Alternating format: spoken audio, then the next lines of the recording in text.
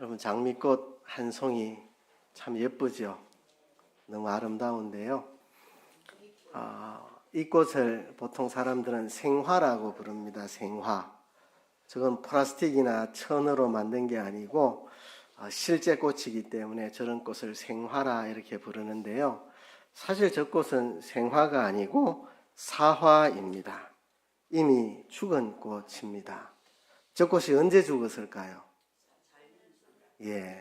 장미 나무에서 잘려질 때, 줄기에서 잘려질 때 이미 저 꽃은 생화가 아니라 죽은 꽃, 사화가 되었습니다. 왜냐하면 뿌리에서 잘려졌기 때문에 더 이상 수분과 양분을 공급받을 수 없고 시간 문제지 이미 죽은 꽃입니다. 몇 시간 지나면 시들시들해질 겁니다. 며칠 지나면 쓰레기통으로 들어가게 될 것입니다. 사람들은 저렇게 꽃꽂이를 위해서 예쁜 꽃들을 잘라내는데요. 저 잘려진 꽃을 볼 때 우리 마음속에 떠오르는 성경 구절이 있습니다. 그게 바로 로마서 6장 23절, 유명한 암송 구절이죠. 죄의 싹은 사망이요 하나님의 은사는 그리스도 예수 우리 주 안에 있는 영생이니라 하는 구절입니다. 죄의 싹은 사망입니다. 하나님의 은사는 그리스도 예수 우리 주 안에 있는 영생입니다. 죄는 끊어내고 갈라지게 하는 특성을 가지고 있습니다.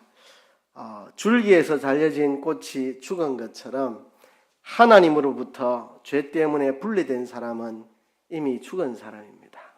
코에 호흡이 있고 육신의 생명이 있을지라도 죄 때문에 하나님과 분리되고 단절되고 끊어졌다면 이미 죽은 것이라는 이야기입니다.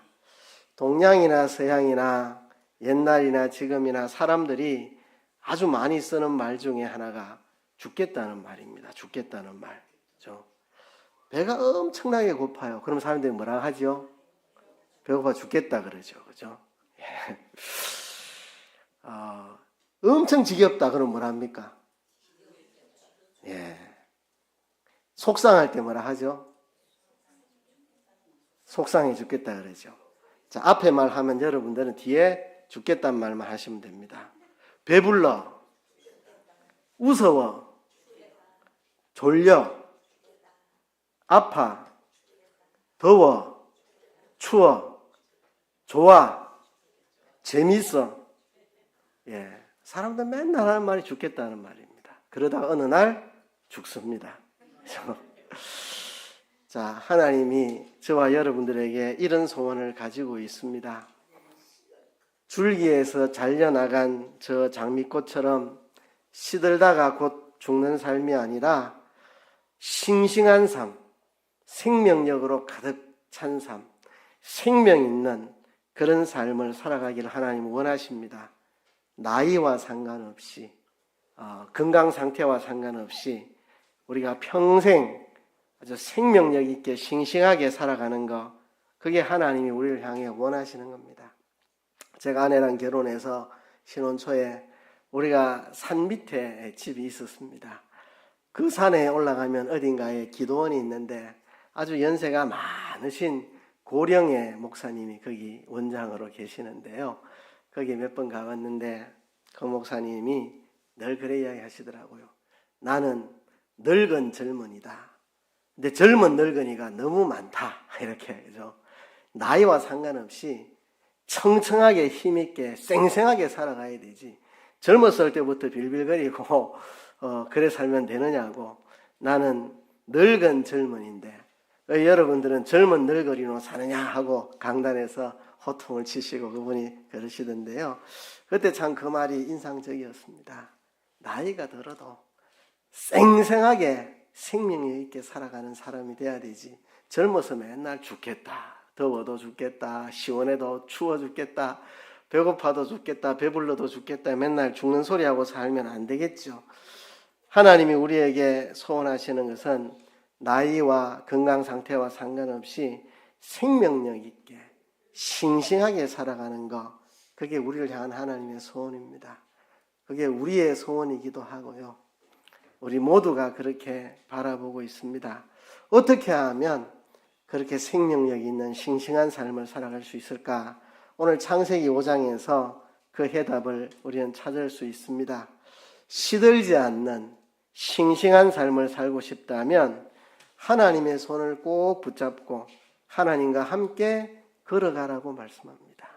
하나님의 손을 꼭 붙잡고 하나님과 함께 걸어가면 우리가 생명력 있게 싱싱하게 살다 주님 앞에 갈 수가 있습니다. 창세기 5장은 참 재미없는 책입니다. 이름들만 무수하게 많이 나옵니다. 그것도 우리가 아는 이름도 아니고 잘 모르는 이름들이 나옵니다.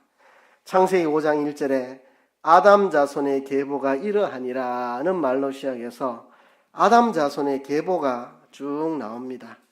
우리나라 사람이 아니라 이름도 외우기 어려운 그런 낯선 이름들이 쭉 나오는데요.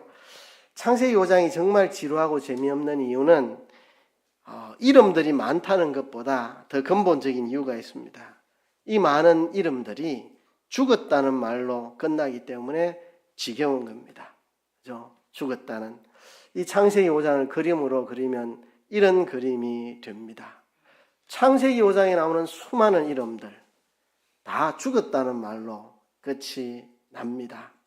아담이 범죄한 이후, 아담의 타락 이후, 아담의 후손으로 태어난 모든 사람들이 다 죄에 빠져서 죄 가운데 살다가 다 죽었다는 이야기가 창세기 5장의 이야기입니다. 아까 했던 거 한번 더 해봅시다. 제가 아담은이라고 말하면 여러분 뭐라고 답하시겠어요? 죽었다 이렇게 말하죠. 지금 창세기 5장이 그 아담 자손의 계보, 그죠?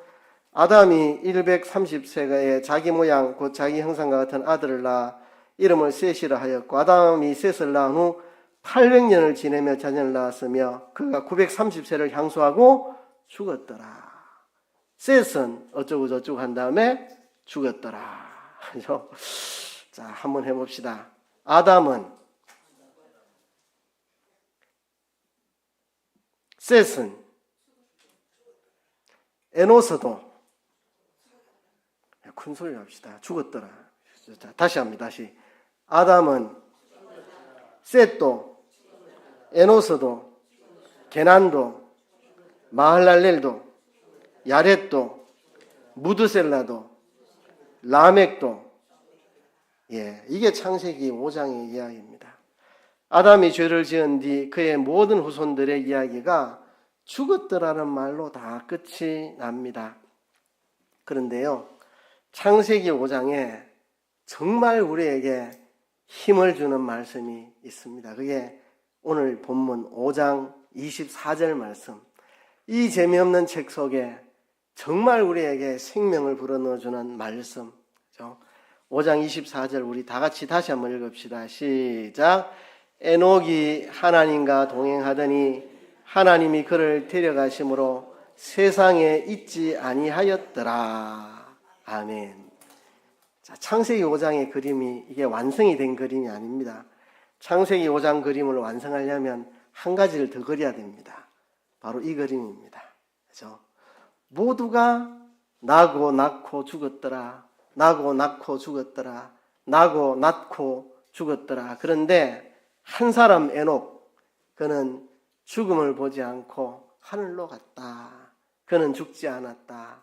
하나님과 동행하였고 그는 죽지 않고 하나님이 데려가셨다. 에녹이 하나님과 동행하였고 하나님이 그를 데려가심으로 세상에 있지 않았다. 그는 죽지 않고 하늘나라로 바로 간 사람이다. 그렇게 말하고 있습니다. 지금까지 이야기의 정반대 이야기입니다. 모두가 죽었지만 에녹은 죽음을 보지 않고 하늘나라로 올라갔습니다. 왜 그렇게 할 수 있었느냐? 에녹은 하나님과 동행하였기 때문에, 에녹은 하나님과 동행하였기 때문에 죽음을 보지 않았습니다. 온 세상 사람들은 죽음의 발 아래 짓밟혀 살아가고 있는 세상입니다. 죽음의 발 아래 짓밟히면서 살아가는 세상. 죽었더라, 죽었더라, 죽었더라, 죽었더라. 죽음의 발 앞에 짓눌려 살아가는 세상.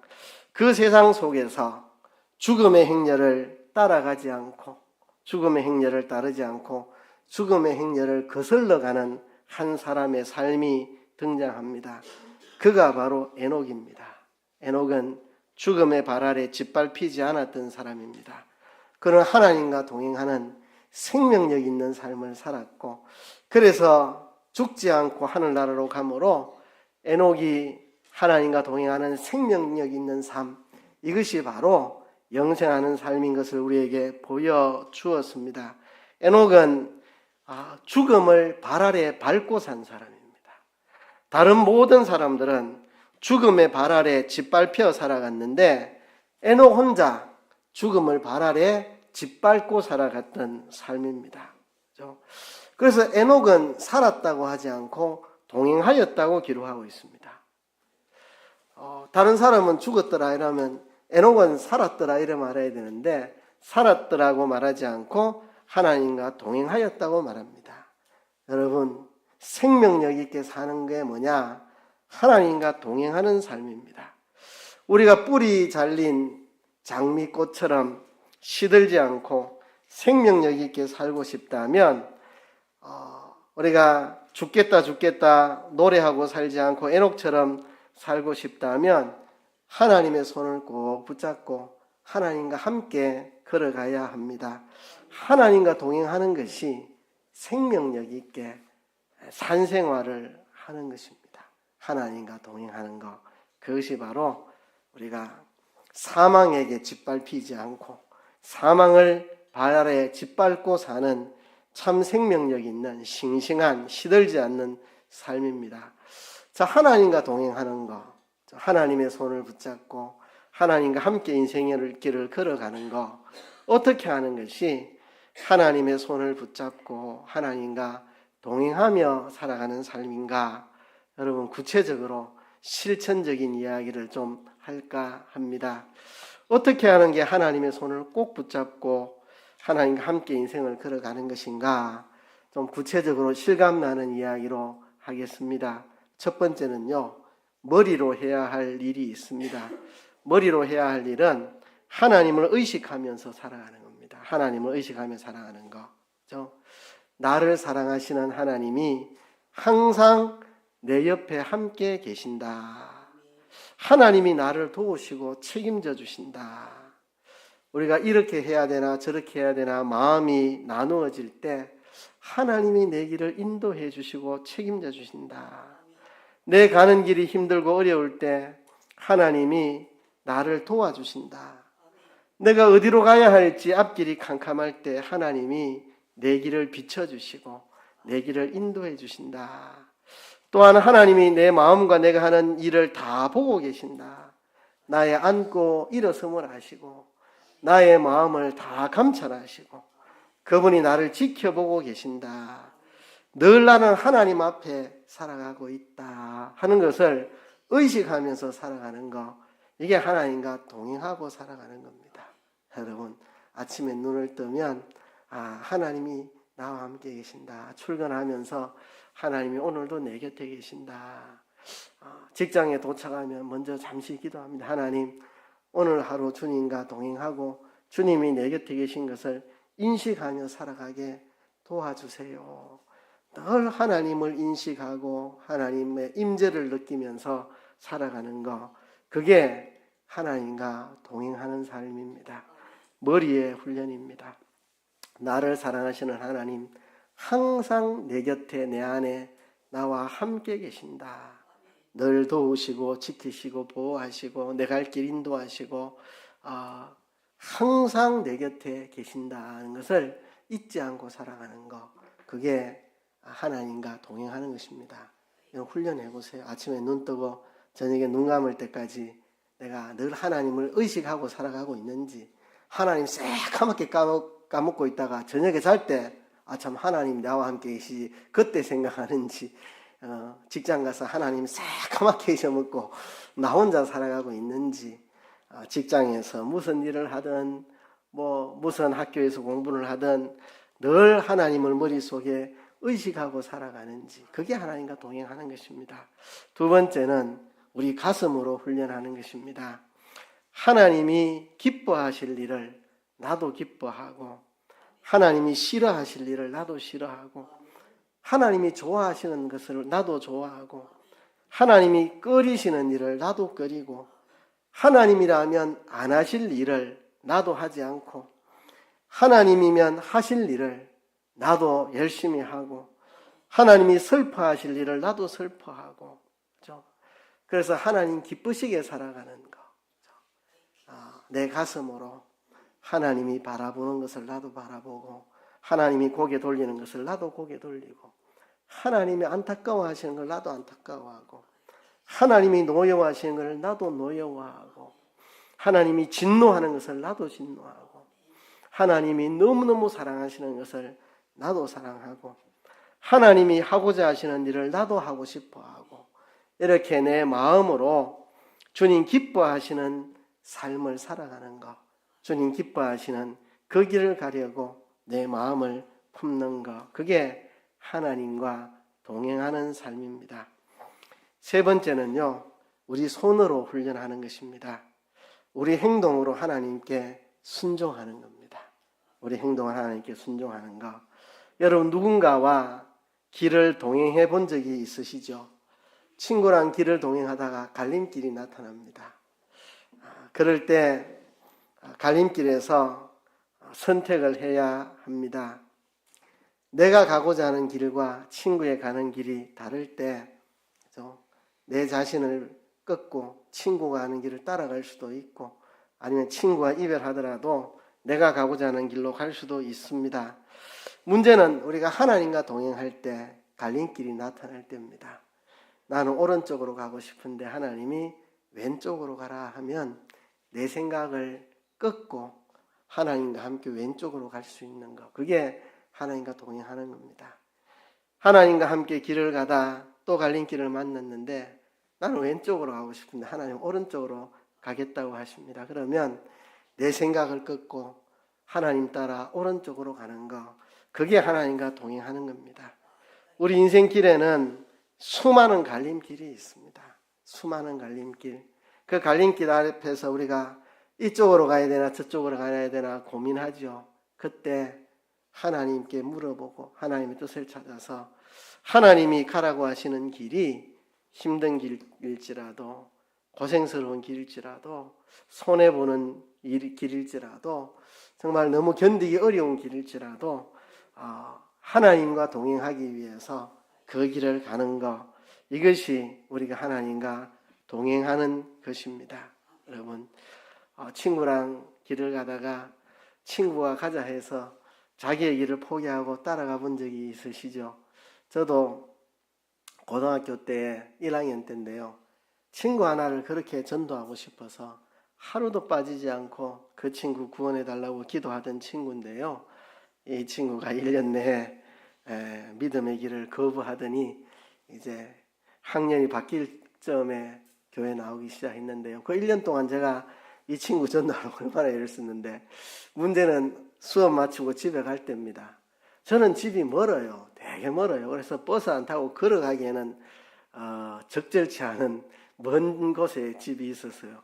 근데 이 친구는 뭐 걸어가도 걸어갈 만한 위치에 있었어요. 그러니까 정확히 말하면 학교와 우리 집 중간쯤에 이 친구 집이 있었어요. 그러면 이 친구가 저보고 걸어가자 그럽니다. 그러면 이 친구 집까지 같이 갔다가 이 친구는 집으로 쏙 들어가고 저 혼자 이제 나머지를 걸어가야 되는데, 마음속에는 네 혼자 걸어가라, 난 버스 타고 갈란다, 이렇게 하고 싶은데 마음속에 네 친구 전도해야 되잖아, 네 생각을 끊고 같이 걸어가. 하나님, 알겠습니다, 걸어가겠습니다. 그래서 이 친구랑 두런두런 이야기 나누면서 재미있게 이 친구 집 앞까지 걸어갔다가 안녕하고 이 친구는 쑥 들어가 버리고 나는 이제 홀로 외롭게 집까지 걸어왔는데, 그런 날들이 많았습니다. 이 친구 전도해 보려고. 그죠? 마음속 같아서는 네 혼자 걸어가라, 그 먼 길을 내가 어떻게 걸어가라고, 난 버스 타고 갈란다 이러고 싶어도 그래도 친구야 그래 같이 걸어가자 이렇게 했는데요, 우리 하나님과 함께 걸을 때에 하나님이 가자고 하는 대로 내 생각을 접고 하나님 뜻에 순종하는 것, 그게 바로 하나님과 동행하는 것입니다. 여러분, 우리 하나님과 동행합시다. 우리 머리로 늘 하나님이 우리와 함께 계신다. 저 시편에 보면 나의 앉고 일어섬을 아시고 멀리서도 나를 통촉하시고 내 모든 것을 다 아시고 그런 하나님 늘 내 곁에 계신다는 걸 머릿속으로 의식하고 우리 가슴으로 주님이 좋아하시는 걸 나도 좋아하고 주님이 싫어하는 걸 나도 싫어하고 주님이 기뻐하는 걸 나도 기뻐하고 주님이 소원하는 걸 나도 소원하고 주님이 바라는 걸 나도 원하고 그렇게 살아가는 거, 이게 주님과 동행하는 것이고, 내 손의 훈련, 주님의 손을 꼭 잡고 가다가 갈림길이 나올 때 내 길을 포기하고 주님의 길을 따라가는 거, 순종하는 거, 내 의지를 끊고 주님께 복종하는 거, 이게 바로 주님과 동행하는 것입니다.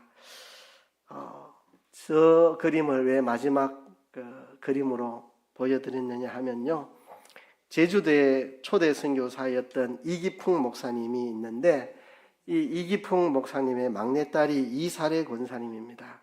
그분은 어려서부터 이렇게 손을 쥐고 걸어 다녔답니다. 누구랑 손을 잡고 가는 것도 아닌데 꼭 누구랑 손 잡고 가는 것처럼 이렇게 손을 꾹 쥐고 어릴 때부터 걸어 다녔다고 합니다. 왜 그렇게 걸어 다녔느냐 하면 이사례 권사님의 어머니가 그렇게 가르쳤답니다. 하나님이 나와 함께 계시고 내가 그분과 함께 동행한다는 것을 늘 기억하고 살아가기 위해서 딸에게 하나님의 손을 꼭 잡고 걸어가라. 언제나 하나님의 손을 꼭 잡고 인생길을 걸어가라. 그래서 항상 하나님 보이진 않지만 하나님의 손을 잡고 간다는 생각으로 이렇게 혼자 걸어도 손을 이렇게 쥐고 걸어갔다고 합니다. 뭐 그런 방법이 좋은 방법인지 아닌지 이런 거는 뭐 이야기하고 싶지 않습니다. 우리가 꼭 따라가지고 이렇게 뭐 손을 쥐고 꼭 가지 않더라도 우리는 이사례 권사님의 어머니가 딸에게 평생 하나님과 동행하게 하기 위해서 그렇게 가르쳤던 것처럼 우리들도 항상 하나님과 동행하는, 하나님의 손을 꼭 붙잡고 놓지 않고 우리의 인생길을 걸어가는 우리들이 되었으면 좋겠습니다. 우리가 뿌리에서 잘려진 시들어가는 장미꽃처럼 그렇게 시들지 않고 나이의 건강 상태에 상관없이 항상 생명력 있는 싱싱한 삶을 살아가기 위해서 우리가 주님과 동행합시다. 늘 주님이 나와 함께 계시다는 것을 생각하고 늘 하나님이 기뻐하시는 걸 나도 기뻐하고 하나님이 좋아하시는 걸 나도 좋아하고 하나님이 싫어하는 걸 나도 싫어하고 하나님과 내가 가려는 길이 다를 때 내 뜻을 하나님 앞에 복종시키는, 그래서 하나님과 하루하루 순간순간 동행함으로써 우리가 생명력 있게 살아가는 저와 여러분 되기를 바랍니다. 여러분의 삶이 왜 힘이 없고 기운이 없고 시들시들해지는지 아십니까? 하나님과 멀어져서 그렇습니다. 하나님과 동행하면서 충만한 삶을 살면 시들해지지 않습니다. 항상 생명력 있게 살아갑니다. 옛날 부산 서부교회에 어느 여성도가 암으로, 그것도 암도 마지막에 막 견딜 수 없는 막 죽여달라고 하고 만큼 고통스러운 암이 있잖아요, 그죠? 그렇게 고통 속에 죽어가는데 교인들이 신방을 하면 미소가 가득하고 난 천국에 곧 간다고 그렇게 행복해하는 모습. 그래서 신방 끊는 사람이 다 위로하러 갔다가 다 위로받고 은혜 받고 왔다. 그래서 그분 장례에 많은 교인들이 참여했다는 이야기를 제가 청년 시절 들었습니다. 그 이야기 듣고 저는 그 여자분을 본 적도 없지만 그 소문을 듣고 이게 하나님과 동행하는 삶이구나. 그렇게 암이 걸려서 병들어 죽어가는데도 면회 온 사람들에게 오히려 기쁨으로 그렇게 많은 사람들의 감동을 줬는데 우리들도 나이에 상관없이 건강에 상관없이 주님과 동행해서 생명력 있게 살아가는 저와 여러분 되기를 주의 이름으로 축복합니다. 말씀을 생각하시면서 다시 통성으로 기도하겠습니다. 하나님 아버지,